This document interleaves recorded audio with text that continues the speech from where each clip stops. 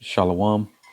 First and foremost, before I get started with this lesson, I want to give all praises, honor, and glory to Yahweh, Bahashem, Yahweh Shai, Bahashem, Racha HaKodash. Double honors to the apostles and the elders of Great Millstone who taught me this truth and rule well. Peace and blessings unto the hopeful elect, pushing his word throughout the four corners of the earth in truth, righteousness, and sincerity. To you I say Shalom. The title of this lesson will be Worst is Yet to Come. And I titled this over because of this article that I have pulled up right here from naturalnews.com. And, it just pretty much caught my attention. And, this article goes into the banking crisis. But, I just decided to name this title that because, hey, the Spirit got it into Apostle Tahar, to coin this year, the hopeful year of Jacob's trouble, right? The hopeful year of Jacob's trouble. And we hope that all hell breaks loose this year. We seen last year, prophecy over prophecy, starting to build up. We were seeing a lot of things that we were speaking about, in the news. And hopefully this year, the Most High, cause something drastic to happen, to stop the mouths of all these 2/3 niggas and spicks out here from talking shit and thinking that shit is sweet. Nah, man, it's done. American dream is over. The American life, y'all's, continuance and sin and wickedness is over, man. It's done. The party is over, right? So, we're gonna go ahead and jump right into this article. I ain't gonna read all of this. It's a pretty long article, but I'm just gonna read a few points, and then get some scriptures. As a matter of fact, let's start off first with Second Ezra 14 and 16, and it reads, "For yet greater evils than those which thou hast seen happen shall be done hereafter." Greater evils, right? This is what the scriptures is telling us. Greater evils than what we have seen, right? And when you go into the word "seen" in the etymology, it also goes into experience, right? So greater evils than what we have seen, we have witnessed on the news or whatever, but even greater evils than we have experienced, right, is going to happen on the earth. And one of the major things, again, touching back to this article, is, the economic collapse, right? This whole banking crisis, the money being valued to zero, all that is coming. And we know what comes with an economic collapse, man. All hell breaking loose, right? So let me get let's go to that article, read a little bit of this. Let me read the title again. The title here says, "Worse is yet to come. Banking crisis is far from over." It says, "The turbulence of the banking crisis is far from over. Despite a temporary lull following the collapse of several banking giants earlier this year, ominous signs suggest that the worst is yet to unfold." And that's true. We haven't seen shit yet. Even though we've seen, a couple banks here and there, shutting down, certain branches, closing off, shutting their doors and whatnot. Them saying, "Oh, you can only withdraw a certain amount of money." Certain things we've been seeing, past year, the past couple years, that ain't shit compared to what's coming next, right? It says reports indicate that a staggering 2,118 bank branches shuttered in 2023 alone. With the data encompassing only 10 months of the year, alarming rates of local branch closures, coupled with the termination of 60,000 employees in 2023, raised concerns about the health of the banking sector. Right, so now you got also 60,000, people that are unemployed right now, or have had to seek other jobs, right? So let's see, continuing on, it says, while the Biden administration mainstream financial media assert that the worst is over, promising a soft landing in the US in 2024, skepticism still looms.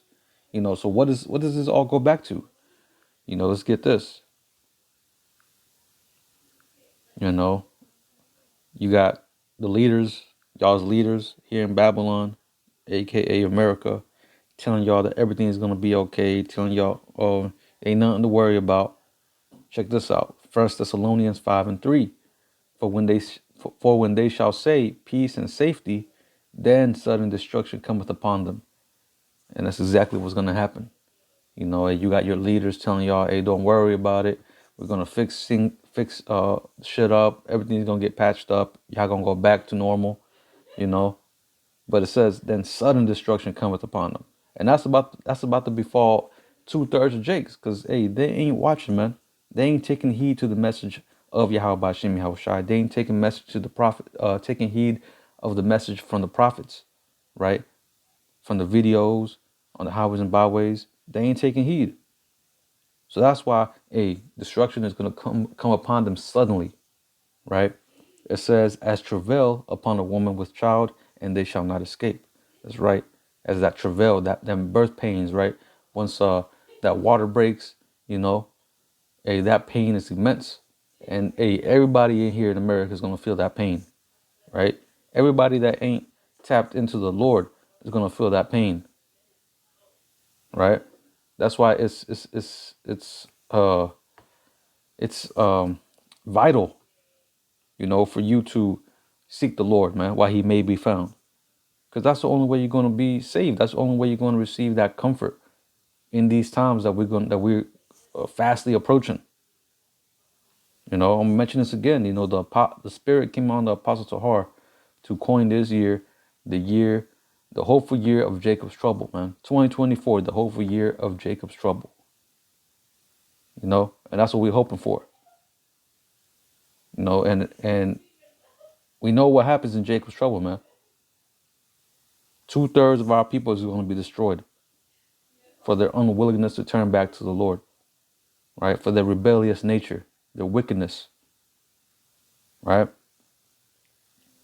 But again, going back to the point, or going back to this article, let's read a little bit more. It says, I'm gonna read this again. While the Biden administration and mainstream financial media assert that the worst is over, promising a soft landing for the U.S. economy in 2024, skepticism still looms. The ongoing hemorrhage of personal and physical locations within the banking sector, coupled with the nation's 34 trillion debt, right? That big debt that the United States ain't gonna be able to pay. Especially with all the interest rates, they can't keep up. That debt continues to increase, and especially with all these wars, they're sending money over there to, the Ish people, to Ukraine, and and more wars to come. Shit is just gonna continue to go up. It says, and the erosion of the average American consumer spending power due to inflation. That's another thing. You got a thing called shrinkflation. Whenever they start, putting less in the goods that you go out and buy, like food, bags of rice, bags of beans, canned goods, gallons of milk, pounds of meat or whatnot, right? They're gonna give you less, but it's gonna look like the same, but they're giving you less for the same price or more, right?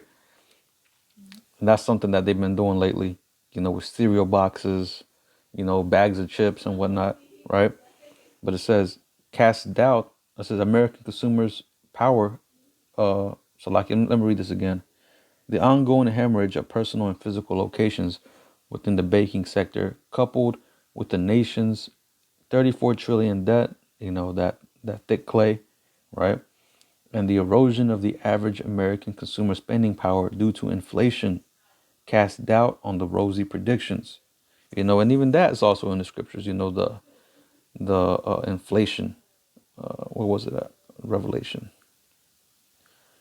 because people don't see. I mean, people are feeling it now. People are seeing, the they're feeling the squeeze, so to speak, right? The squeeze of the budget, right? Money wise. But this is Revelation 6:6. It says, "And I heard a voice in the midst of the four beasts say, a measure of wheat for a penny, and 3 measures of barley for a penny, and see thou hurt not the oil and the wine." Right now, when you go into that word penny, let me get it real quick. It pretty much goes back into the word denarion. Penny, where's it at? Right there. Denarion, right? Which means containing 10. But back then, that was a day's wage. Let me read it. It says, a Roman silver coin in New Testament time. It took its name from it being equal to 10 asses, a number after 217 BC increased to 16. It was the principal silver coin of the Roman Empire from the parable of the laborers in the vineyard. It would seem that a denarius was when the ordinary pay was Salakia was then the ordinary pay for a day's wages. You see? So back then, a denarion was a day's wage. So pretty much what this is going into is your day's wage is barely going to get you enough to supply enough sustenance for yourself through that day. And that's what we're seeing, man. Things is getting is going up and up and up. It ain't going down. Like I said, you got that shit called shrinkflation, which is tricking people, making people think that they're getting the same amount. But no, it's even worse. They're hiding it because of that shrinkflation is making shit seem like it ain't as bad as it actually is. But even then, you got news people or these various articles coming out saying that, hey, we're running low on these supplies, on certain supplies, certain goods. A lot of these third world countries, they're feeling it. Here in America, we just now starting to feel it, but soon it's going to ramp up even worse and worse and worse, to where you ain't going to be able to find certain things that you would usually find in your grocery store, right? So let's see. Let's go back to that article. It says GOP presidential candidate Vivek Ramaswamy has sounded the alarm for seeing a financial crisis reminiscent of the 2008 debacle, right? So, if y'all ain't familiar with what happened in 2008, there was a stock market crash, and a lot of people, started killing themselves over that, over them losing all that money. And the same thing is gonna happen, man. We're gonna start seeing, an economic collapse. You know, we're gonna start seeing people start killing themselves, often them and their children, their family members, all because they lost everything. You know, people gonna lose it, right? But it says he noted Bank of America's controversial move to offer loans without down payment for home buyers in Black and Hispanic communities as a potential trigger for future issues, cautioning that today's perceived act of anti-racism may be labeled as systemic racism if minorities default on these loans. That's exactly what it is, systemic racism, because they know Jake don't got the money to pay that off, man. And they know shit is going to get worse. So they're just going to come down on Jake even more. So, they know what they're doing. This is all things to try to keep America afloat, ideas to try to keep America just barely on the edge of the line from falling off the cliff. But hey, it's done, man. America is done. It's over. It's finished. Let's get a precept. Let's get Jeremiah.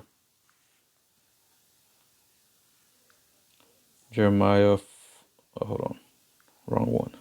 Jeremiah 46 and start at verse 11. Well, let's read verse 11. It says, "Go up to Gilead and take balm, O virgin, the daughter of Egypt. In vain," now this is talking about America, all right? It says, "In vain shalt thou use many medicines, for thou shalt not be cured. And cured from what? From all these plagues that the Most High is sending upon this bitch. They're trying to find ways and solutions to try to, keep America patched up and healed. Putting all that ointment. That's them plans and ideas is pretty much resemblance to that ointment. Trying to heal this bitch up, trying to patch her up. It's done. She got a grievous wound, man. It cannot be healed. What do they call it? A morbid wound, pretty much a wound unto death. And this place, you can see it, man. America is spiraling down the drain, man. From the leaders all the way down to the people. It's over. It's done. It's through. You just had that John Epstein shit happen. They released all these names. Hey, America's done, man. It's through. It's out of here. And that's what we over here. We're imploring our people to turn back to the Lord, man. Because this place has nothing for you, man. It's over. It's finished. Stop attaching yourself to a sinking ship. Turn back to the Lord. The scripture says that the name of the Lord is a strong tower, and he that runneth into it is safe. We're telling you the only way for you to be safe in these times is to turn back to Yahweh Ba'Shem Yahushua. All right. But let's see. Let's go back to the article. All right. Let's see.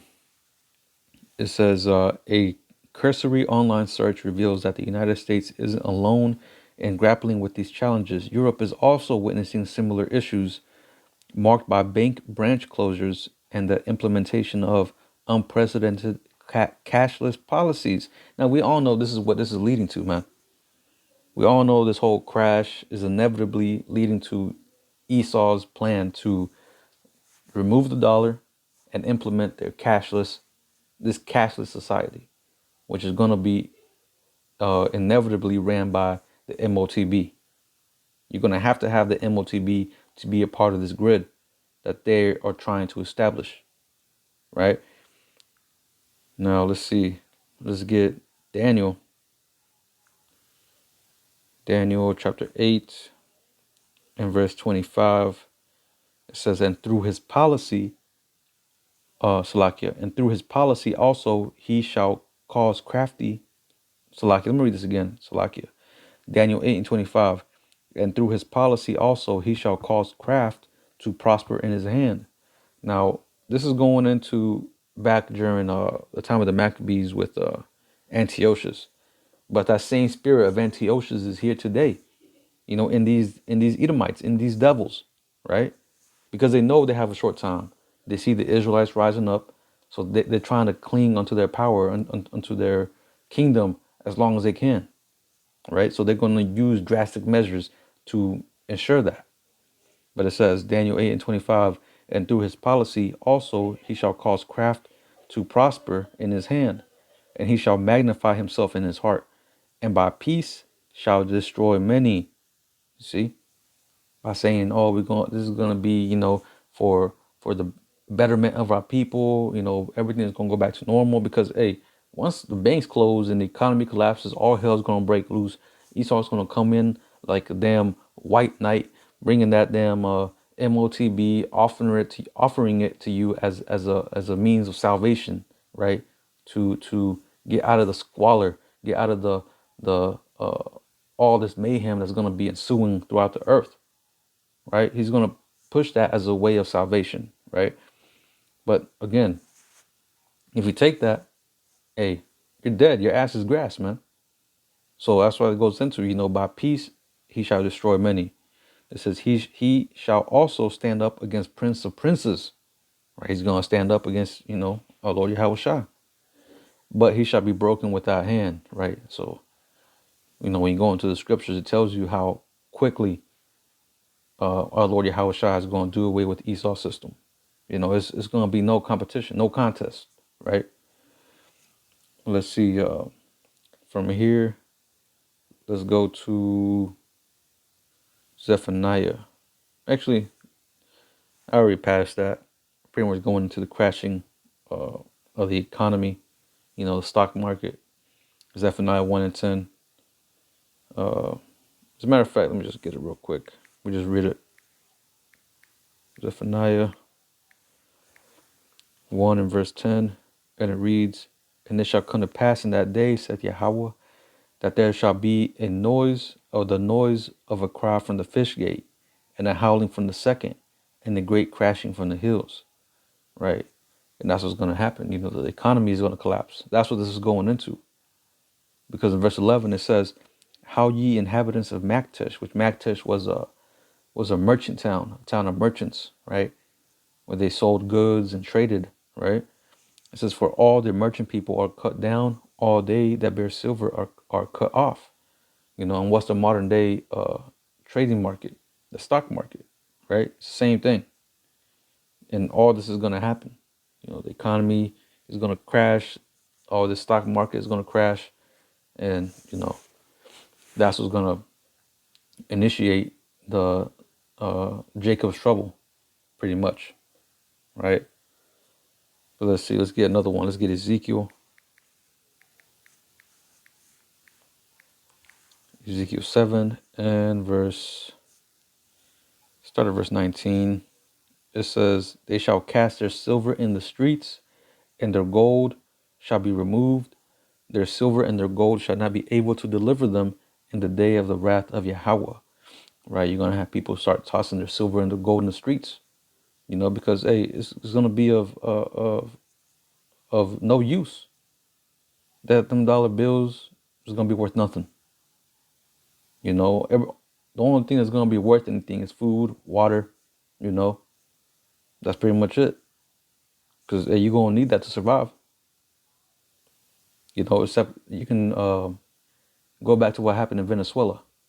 Everybody started tossing their dollar bills. There was stacks of bills of their money, just in the streets.